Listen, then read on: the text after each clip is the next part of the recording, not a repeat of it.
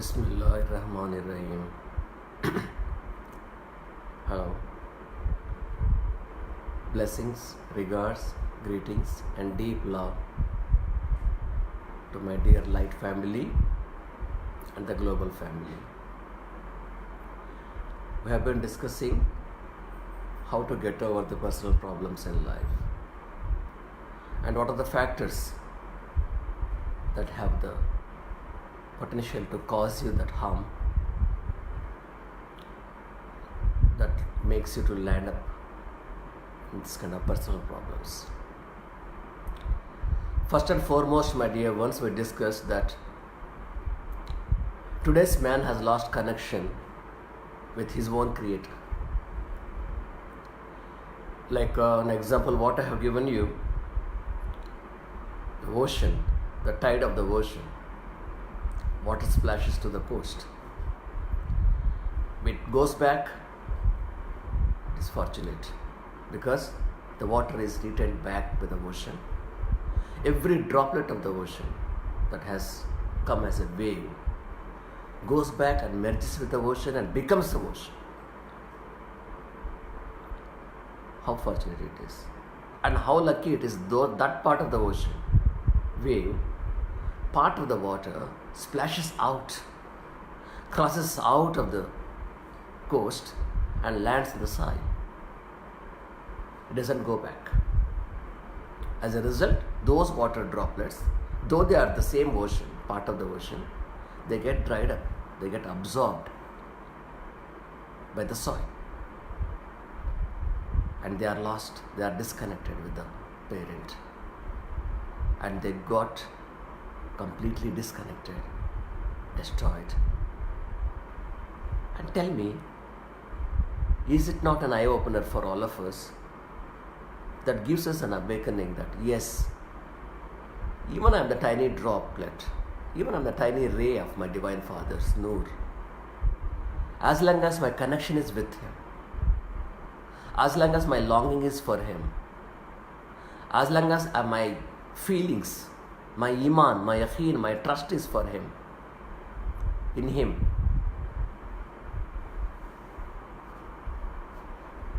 and then I am fortunate because my Lord is with me.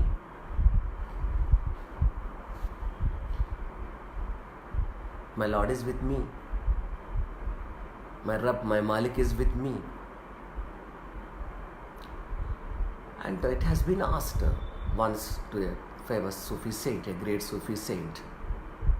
His name is Hazrat Ibn Azam, Hazrat Ibrahim Ibn Azam, who happened to be the king of Balkh, the kingdom Balkh, very great kingdom. But he rejects that kingdom. He throws out. He gets out of the throne, walks into the jungles, becomes a fakir, and gets into the wisdom. Has been honored by Lord as a saint, his beloved saint. During one of his talks, few people ask him, Master, tell us, why we don't find the nearness of God? Why our dua means our prayers, are not answered? Why? Master says, this Hazrat Ibn Azam, the Sufi saint, replies, you want to know the true answer? Well, my children, listen. Listen, this is the reason, this is the cause. First and foremost thing, though you know your creator is He, God created you, still you don't have time for Him to pray. You don't have time for Him to love, to remember Him, to think of Him. Second point I tell you, you know very well that He is your sustainer. He is the one who is nourishing you, sustaining you, protecting you. Yet, you don't give Him thanks. Your tongue, your qalb, your heart will never offer Him thanks. First foremost reason is that, what is the cause? He said, first reason why our dua, our prayers are not answered, why our nearness to Him is disconnected. First and foremost answer is this: you know that your Creator is one. He is the one who created you. Yet, my children, you have no time to think of Him, to remember Him, to love Him. And second point, what is that? Second answer. You also know, you are aware that He is the sustainer, He is the protector, He is the nourisher. He is the one who is giving you this rizq, the food, the sustenance. Yet, you have no time to thank Him, to give your gratitude to Him, to offer your thanks, your shukr. And third point, you are observing everywhere people die. You see death happening around. Yet, your love for dunya has not reduced even by an atom.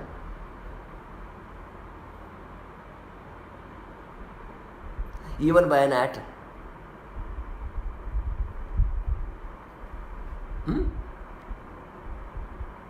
You know that people are dying around. You watch death around. Yet, your love for dunya has not reduced even by an atom. Tell me how this is happening. That in our life,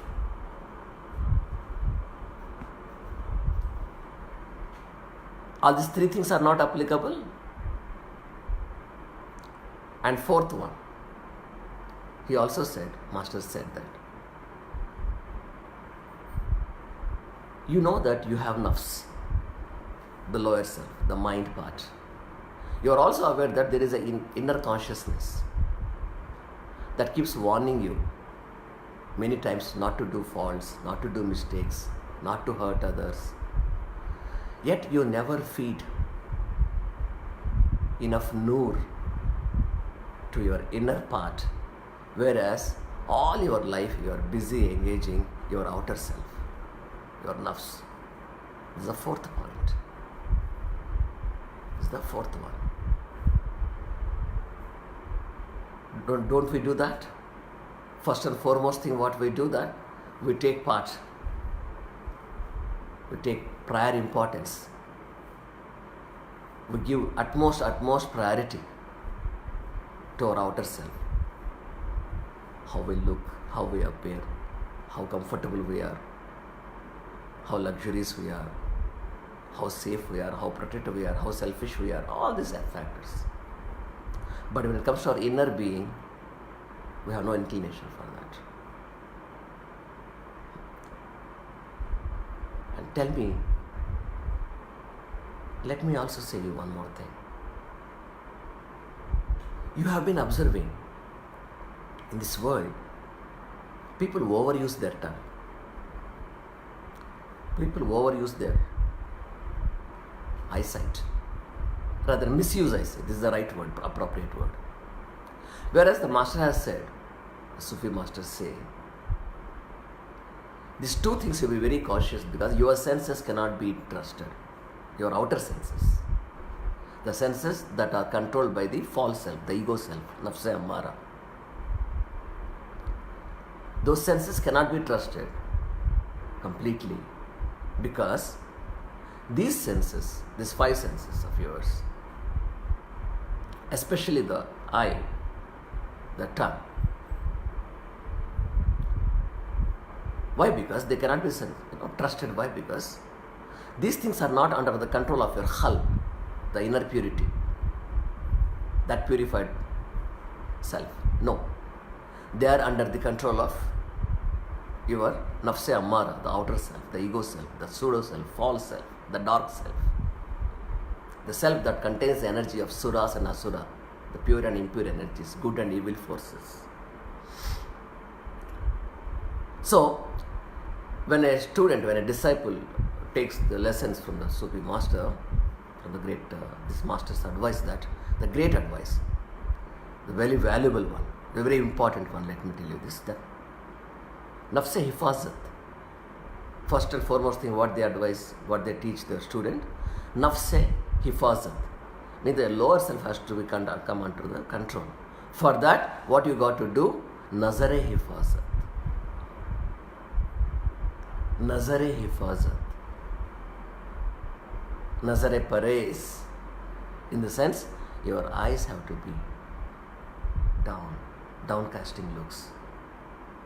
You should not watch everything and everything around, feeding your nafs, your lower self, with all the evil around, with all the grossness around, with all the attractions of billboards around.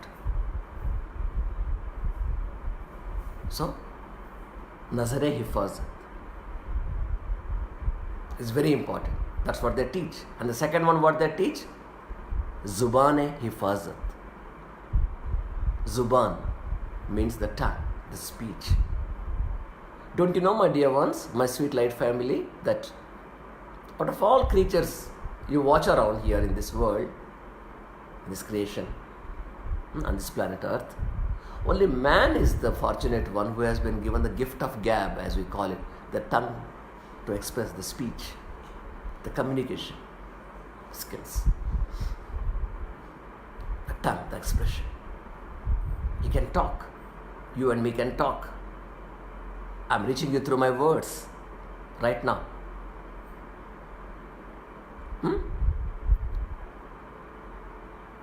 And how responsible we are using this tongue and this eyesight. Are we responsibly are we using it?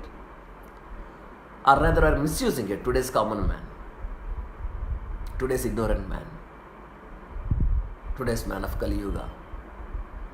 How are we using these two senses? Are you not aware? In Mahabharata, when Lord Krishna has granted vision to Dhritarashtra, father of Kauravas, he has granted him vision to see his Vishwarupa, to make darshan of his Vishwarupa. And when he sees him, he goes into ecstatic state. It's called as in Sufism, jazba. Jazba, spiritual ecstasy. Jazba. So Dhritarashtra, the fortunate one who has been blind all his life, he is born blind. When he sees the Vishwarupa of Lord Krishna, he ruptures into ecstasy, tears. Finally he says, Dhanya ho mai. I am fortunate, I am blessed one, O Krishna. Now, here is my request. And what is my request? What is his request? Do you remember what he pleaded with him? Yes, that's right, you are right. He said that, O Lord Krishna, the eyesight that what? This gift of vision, what I have been blessed with. I saw you. That's enough. I had your darshan. That's more than enough for this lifetime. And with the same eyes that what I saw you, your Vishwarupa, I don't want to see this world of darkness, this world of illusion, this world of destruction, this world of Maya. I don't want to see. I don't want to see, my Lord. So please take away this vision. For these moments, whatever the blessings I have, but this fortunate gift of vision that what you have been blessed upon me, bestowed upon me, that's enough. Please take away. I don't want this vision. As a ruh, as a soul, as a tiny spark of that light of Jyoti, when you are in that realm of Adi and Anadi state, with your Lord, in the close proximity to your Lord, staring at Him, that time, that realm we call it Alam-e Arwa. In that realm, when you have been looking at your Lord for even 70,000 years, 70,000 years, when Lord asks you to open your eyes, you used to say, Oh my Lord, oh Lord, Why are you asking me to open my eyes so that I would lose the vision, the continuity of your, that joy, that bliss, that ananda, what I am receiving? Let me stare at you for some more time. Your Lord replies, my child, you have been watching me, you have been looking at me for 70,000 years.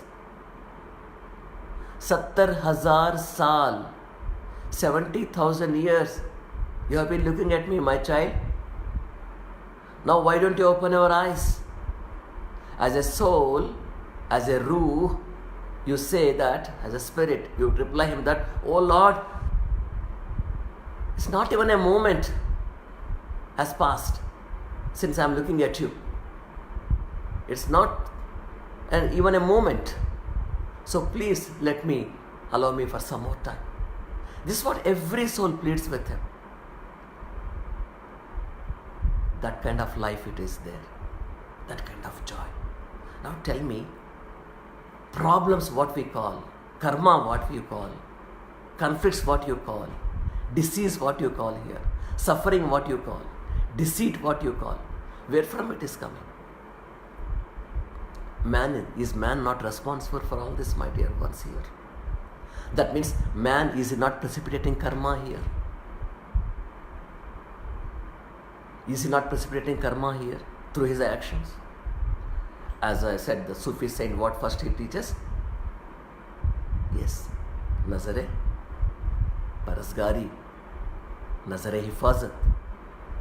Restrain your senses. Restrain especially your looks. Watch out. It doesn't look around the filthy things, the evil things, the bad things, the tempting things, the sensual things that instill carnal appetites within you, wrong ideas within you, within your mind, that gives an opportunity to your monkey mind to act upon, to distract you. It's a disobedience of Lord, is it not? Same thing about the tongue. We are supposed to express gratitude to our Lord. Thank you, thank you, thank you, my Lord. O Ishvara, thank you. Paramatma, thank you.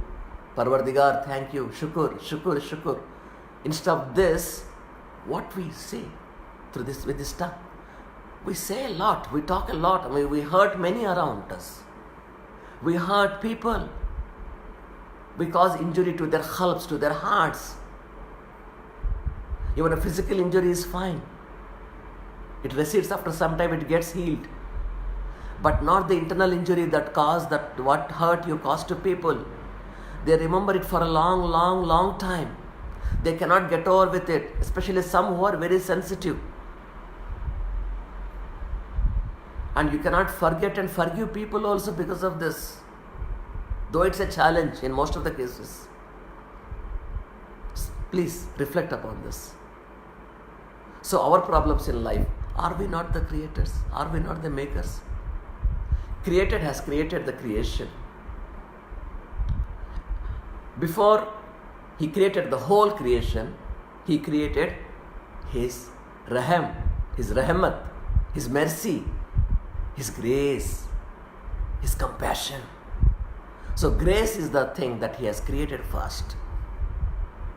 Before he creating you, before he creating even the whole existence, before he created angels, before he created the kainat, the cosmos, before he created the astral worlds, causal worlds, before he created the whole stars, moon, sun, galaxies, before he created the mountains, the rivers, the oceans, earth, humanity, matter,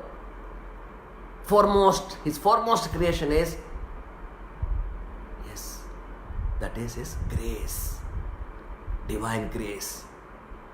And that divine grace is the one that is trying to reach our qalbs now. Once you purify it by melting in tears, by doing the hifazat of your nafs, of your senses, eyes and the tongue, instead of hurting people such kind of words, why don't you prefer silence rather than that?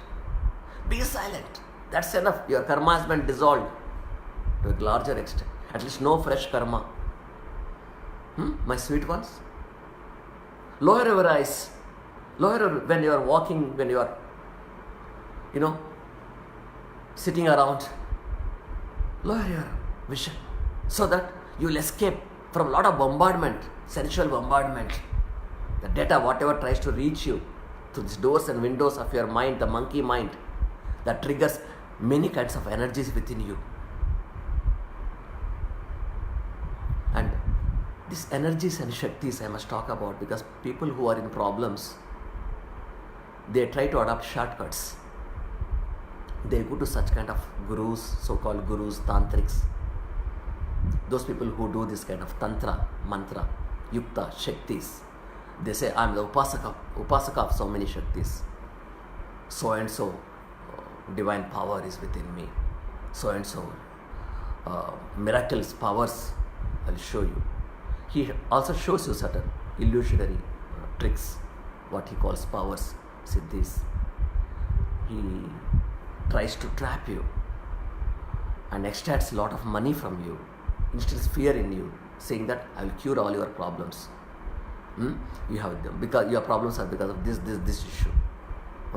Somebody has done this magic on you, that white magic, black magic, all this kind of nonsense they talk. And they show certain kind of gimmicks. You must understand basically that what these powers, what they are, these shaktis, they talk about.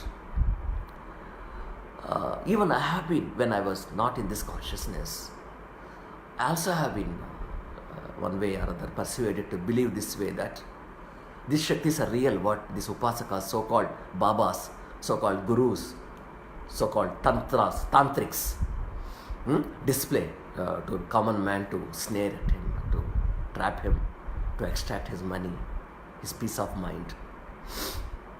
They do this, and we must be aware of this. Since this is a very related topic about you should be very careful about these people, I must tell you this difference between these shaktis, what these shaktis are, and what the true real power is, what the real true divine power is. Well, the shaktis come from the source of shaktis. Please listen, my sweet ones, my dear ones, and all my global light family, all my global family. We are all one family. We are all one family, one human family. There is one creator, one Lord, one name. Any name you can take, He is the one only. And we have one family. So wherever you are watching, please understand this truth, that these shaktis of mantra, this tantra, what these people claim that they'll cure you, they'll solve your problems, financial problems, health problems, relationship problems. Vashikarana mantra, they say that they can influence anyone so that the person will obey you, listen to you, becomes your slave, becomes your lover. Well, you must understand that where the source of these energies come from. First and foremost thing, I must give you an example that in your country you have the local currency. Our currency is like a rupee. The neighbor may be having currency of dinar. Another one may be having the currency of dollar, ruble. But there is also universal currency for this world, that is called as euro currency. It's not pertinent to one localized currency. It's for the whole world. Common currency, euro currency. The powers are, for your understanding sake, I'm giving you this insight, this concept. Powers are like that. The shaktis are different. Shaktis are from the local segment, local relay. Which local powers they are? Like see, Panchabhutas are there, elemental energies they are called as elemental shaktis. 5 energies. What are they? 5 elements. Bhutas, Panchabhutas. What are they? 5 elements. Yes. Fire, ether, earth, air, water. Panch. 5 elements. And each element again is having so many energies within it. Like fire. Fire has 1008 shaktis within it. Fire has lives within it. Do you know that? Fire has lives within it. Jinns, as we call jinn. Jinn. Sufism we call jinn. They are kind of entities, shaktis. they spring from their source is fire. Lord has created them from fire, through fire. So fire has 1008 Shaktis within it. A Upasaka of fire element, can activate these energies through sadhana and can apply those energies, can use those energies for getting short-term gains in your life. They are only short-term gains. And they will later, they have to go back to the source, and when they go back to the source, they create a poison within your life. Just like that. It's a spell. It stays for a short time. So this benefit, whatever it gives you, is a spell. It's very short term. But you have to pay a price for it. The karma is generated, fresh karma is generated. Why? Because you have exploited the local energy, not the divine power. We'll come back to the divine power, what the difference all about. This is very, very important thing you must know in your life, so that you will be protected, you will be safe from this exploitations of the so-called tantriks and babas. And you can understand them that there's a right man or wrong man. He keeps on extracting money from you in one way or the other, instilling fear within you. Fear within you. इसके लिए इतना दे दो, इसके लिए उतना दे दो, give me so much, give me that much, this much, and still he is not satisfied. He keeps on giving you that fear, keeps on extracting from you. And in his presence, you won't be even peaceful also. Only Lord's true master only can give you peace. In his presence only you will have that peace. Not these fellows. You will have fear, a kind of fear. Your heart will be vibrating with fear in their presence. And like fire we talked. The same thing about the water. Water also has 1008 energies in it, 1008 Shaktis. They are the power of hypnotic powers. They are the tantric powers. They have the element of the Asura energies in it. More Asura energy in it, demonic energy in it. Shaktis, these are the Shaktis. So these 5 elements, having more than thousands of energies within it, all the 5, including ether. Ether has mesmerism in it. Ether is my God. I mean, not 1008. Ether has more than 10,000 energies in it. Shaktis. Ether, Akasha. That's why etheric forces, the demons, the kind of Shaktis, so many kind of energies, flourish within the ether. It's a huge subject. Occult, as people call it, occult Shaktis. Where from these fellows honor? Do they connect to God? Do they get the blessings of Lord? From the source, do they get these energies? No.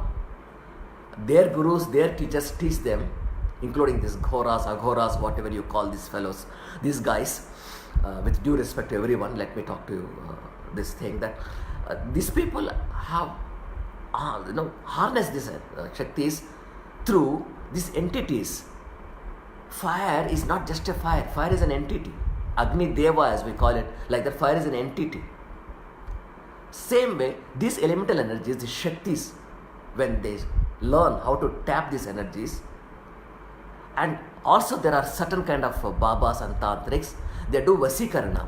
These jinns are there. This kind of astral entities are there who are earthbound, who have not gone to light, who have not seen the light. Because of their karmas, they are trapped in the lower world. Because of their excessive attachment, they are trapped into this lower world, in our worlds, in our dark worlds of inter-energies realms. And these astral entities also, these fellows go, they have some kind of powers, they trap them. And they ask them to do things. When you go and sit before this tantric fellow, this Baba, he connects to that astral entity and tell about everything about this fellow to me, all the past. So this astral entity, whoever is trapped by this fellow, by these Shaktis, where is this astral person is supposed to be? He's a spirit, he's a soul who lost his body but has not gone to astral worlds because of his own karmas, because of his obsessions and attachments to this world. His karma has bounded him to this lower realm. And such people, these fellows go and trap them. They chase, and with these Shaktis, they trap them. And when you are sitting before him, Baba, help me and all that, I am ready to pay whatever you ask, and this is my problem, this is my... So wait, he do all this kind of gimmicks there, that puja, that Shakti, this Shakti, and all that. And then he says that, beta, now I'll tell you everything about you. This fellow, the astral entity who is under him as a slave, he goes on telling him in his ear that this is what it is, this is what this person is, this is what his past is, his parents' name is this, his wife's name is this, his child name is this, his problem, what he's going through is this, and he comes from so and so place. Everything as this entity is relating to him in his ear, this fellow will be telling you that, are you not this? I know everything about you. I know everything about your future. Yes, I am the only person who can save you. He never takes a God's name. He says that he is the one. And whatever the upasaka, that energy, whatever he is worshipping, he trusts that energy, and one fine day that Shakti will destroy him. It's a different thing. It's a karma. It is his own karma. Many people who do this kind of magic, this kind of tantras, Shaktis, they end up in a very grotesque manner, very bizarre manner. They end up their lives. Watch out. Watch out. Refer your history around whoever, because they have not used this Shakti from Lord, power of Lord. They have used the Shakti's energies, and most of the time they use it for wrong purposes, to harm somebody, to cheat somebody, to deceive somebody. So please understand this. Okay, these so-called upasakas, unless until he is the saint of Lord, true bhakta of Lord, devotee of Lord, these people cannot download, cannot harness the divine power which is applicable only for healing purpose, not for troubling someone, not for punishing someone, not for destroying someone. One Fakir Baba, he is a great Fakir, he is a great saint who has come from Persia side. He enters our India, southern side. He enters through Kerala. I'm talking about almost 800 years back, before 12th century saint. The name I will tell you later. Some of our family problem, our members are aware of this, what problems he solved, how he solved the problem of a king. He enters Tirchanur, Tanjavur. He goes to Tirchanur, then he comes to Tanjavur. King of Tanjavur is some Nayakar, King Achyutam Nayakar, King Nayakar. So this King Nayakar is sick, bedridden. His hands, his legs, everything are paralyzed. Both the hands, both the legs. He cannot speak. He cannot sit up even. Such a great king. So this King Nayakar, Achyutappa Nayakar or some Nayakar, his name is. You refer your history, you will be knowing this. When he heard that saint has come to his place, one Fakir Baba, he sends his people requesting him to enter his palace and heal him, save him. Since King requested, this Fakir Baba agrees. The Sufi saint accepts his request. Before he enters the palace, he stops. He looks up. Top tower is there in the palace. He closes his eyes, he looks up. Then fine, he understands what the problem is. He goes within, inside, where the king is waiting on the bed itself. He says, I cannot get up, I cannot even do my namaskara to you. Only through gestures he speaks to him. He says, nothing to worry, relax. Then he sends his people. He has almost 40 disciples. Some of them have come with him inside the palace.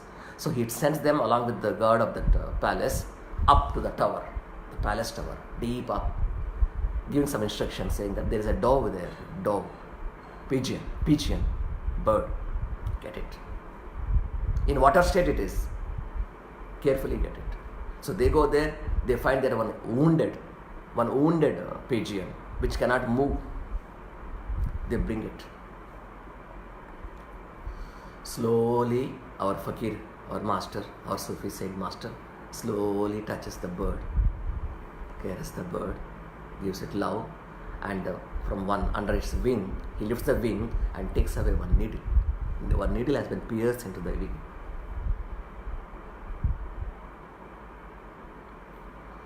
The moment he has done it, our king could raise his right hand as the right wing, from the right wing of the bird, when the needle has been pierced out, taken out.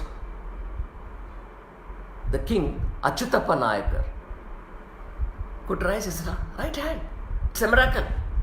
Then slowly the Baba, what master is doing, Sufi saint, he raises the left wing of that poor bird, that unfortunate bird which has become the victim of this black magic, and removes the another nail. King could raise with both hands and could do namaste, namaskara to the saint. Tears are flowing. Everyone, they are watching. Is this what black magic?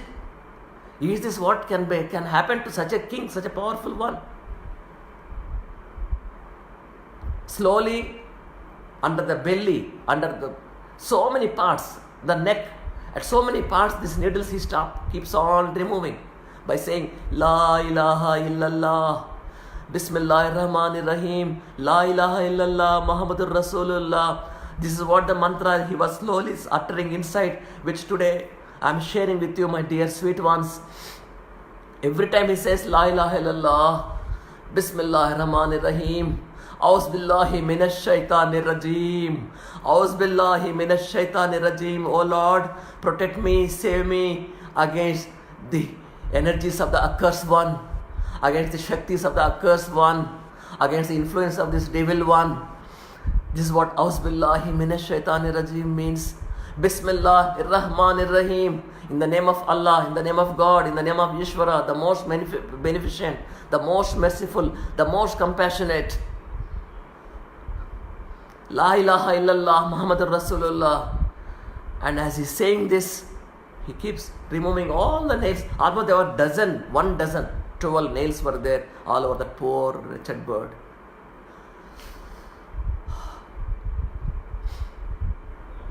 Some wicked magician, some tantric, the enemies of the king, his own people. This is what dunya is all about. This is what dunya is all about. The danger comes from our own people whom we trust. Innocently whom we trust. With such a purity of innocence whom we trust. Whom we love. Whom we revere. Whom we help. Whom we bestow all our iman. Except Lord. You are not supposed to trust anyone so blindly, because the dunya's fitrat, the dunya's feature is this. Its attribute is this. Okay, it has deception in it. Hypocrisy in it. So by the moment all these 12 nails are removed from this poor wretched bird, king could get up, worshipping, prostrating before the fakir, this Baba, this Sufi saint. And the Sufi saint's name is Hazrat Syed Shaul Hamid Abdul Khadir of Nagore, Nagapatnam. The saint is still alive in his samadhi. Alive state means, what I mean is, his powers are alive. Astrally he is alive. In his darbar, in his dargah. He is a khutub. He is a saint of Lord. He has showed so many miracles in India, and so many people could bestow his trust upon him. So the power of Lord, this is what the power of Lord he used. The power of the source. This is not a Shakti local element, what this so-called Upasakas, they claim that they heal you, they protect you, they can solve all the problems. They try to sell the material world to you. You are a politician, they will tell you that you will win elections. You have an enemy, they tell you that the enemy can be destroyed. They have that kind of Shaktis, they have that kind of energies within them, they have that kind of entities, this astral entities serving them, demonic entities serving them actually, but they give the names of some other names they give. They don't tell that they are the demonic entities, satanic entities are helping them. And these fellows, when they do some mistake, the same demonic entity kills him. And now what happened in this case, when this Sufi saint has come, used the power of Allah, removed those nails of this bird, along with that from each nail, one kind of Shakti was liberating, one kind of poisonous entities, a demonic entity was leaving, shrieking and going away. This was the vision actually. A psychic person can see, a clairvoyant person can see this, what was happening that time. Each time, Bismillahir-Rahmanir-Rahim, Auz billahi minash shaitanir rajim, La ilaha illallah Muhammadur Rasulullah. While saying this Sufi saint, as he was removing these nails from this bird, as the king was getting liberated, freed from these energies, these Shaktis, which have caused him this agony, this suffering. He was about to die, he was on deathbed. He was about to die. Once he dies, the kingdom will go to somebody else. Because this king was not having heirs, children. His own children were not there. That could be the reason, or it could be any other reason. It could be. So these fellows try to snatch his empire, his kingdom. And his own kith and kin, very close people have done this. His own relatives, whom he trusted. So the Shaktis can be used for this kind of cause and effect game, for harming, for black magic, for white magic, all this kind of stuff. But the power of God, power of Nur Ilahi, it can be used only when your qalb becomes pure. When his khurb, when his nearness comes to you. When his nearness touches your heart. When your aura gets cleaned up, when you become that golden, auric person, that tajalli, that illumination in your heart wakes up. When you become the true friend of Lord, your Ishvara, your Paramatma, your Allah, your Nur Ilahi. Rabbul Alam is only one. And his human family is also one. So this Fakir Baba's name is Hazrat Syed Shaul Hamid Abdul Khadir Rahmatullah Alai of Nagaur, Nagapatnam. It is in South Tamil Nadu side. And this master, if you think of him, if you remember him, he says, yes, I am present.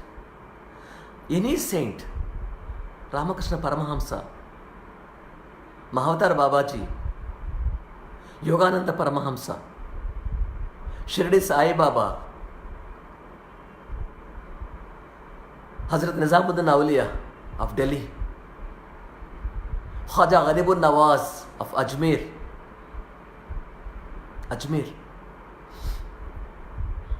Khutubuddin Bakhtiyar Khaki of Delhi,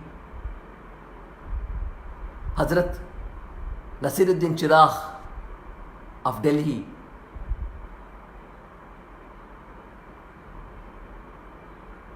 so many masters. Have they showed miracles from the Shaktis? Even in your journey of spiritual journey,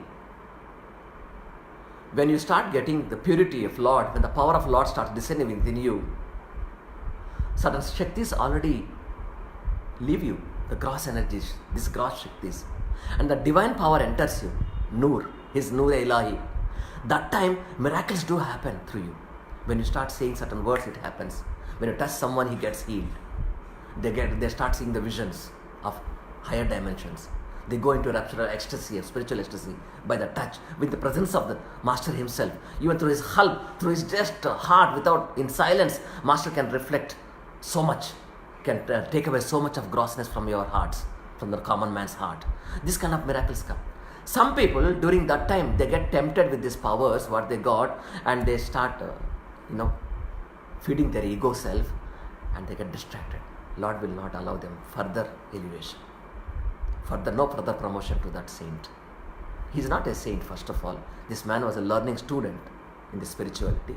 This fellow, when he gets tempted by these powers, when Lord sends him, gives him, bestows upon him as a practice, as a result of his sadhana, if he gets tempted, if he accrues them to his lower self, starts using them for personal end, for personal self and for his ego self, for getting name, fame, titles, popularity in this world of this dunya, then it's gone. His further nearness, his khurb is stopped. His nearness to Lord is stopped. His elevation to a higher level of saint is stopped. Because all saints are not alike in the same platform. They have the different hierarchy. Hierarchy is there. And when we talk, next time we'll talk about some other great powerful saint. And also about coming back to the life problems. Please understand, whatever may be your problems, trust Lord. Don't go to this kind of babas who have their eye on your pocket, not on your problems. They cannot touch your khalb. They cannot purify your khalb. They apply to your mind all these kind of tricks. So dear ones, why don't you ponder, why don't you think over that all the priority must be given to your Creator, your Lord, in surrender state. So when you surrender, your problem is 50% gone, first of all. Do you know why, my sweet one, my dear ones? Instead of surrender, there is no will of yours. There is no effort of yours anymore, any longer. There is no desire of operating anymore, any longer, your desire. His will, His destiny, His power, whatever the Muqaddar has dictated upon, it starts flowing in your life in the state of tawakkal state, in the state of surrender state. Because you have stopped your own acting on your own action, or somebody else is prodding you to act upon. You are not doing all that. You are in state of surrender. Lord, I surrender to you in tears, in complete trust, with iman, with absolute iman. Iman means faith, trust in Lord. Absolute trust, not oral trust.